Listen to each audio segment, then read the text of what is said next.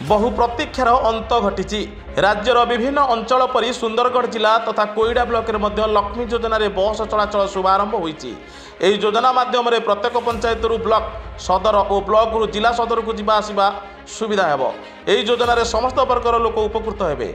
मुख्यतः महिला और छात्र छात्री माने मात्र 5 टंका भड़ारे जीवा आसवा करें। सुंदरगढ़ जिलार 17टी जाक ब्लॉक रे 279 पंचायत को चलो लक्ष्मी बस।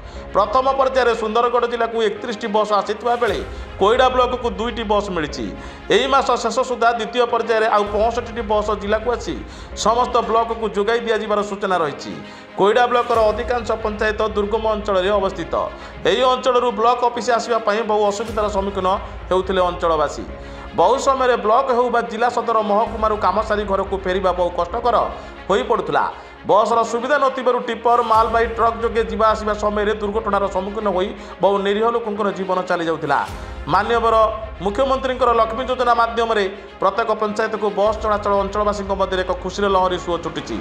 प्रथम पर्यायर काशीरा, कोईडा, कालटा, तोड़ा, जामुढी, रक्सी, विमलागढ़, चोरधरा, टेनसा, डेंगुला पंचायत को बस चलाचल आरंभ होती।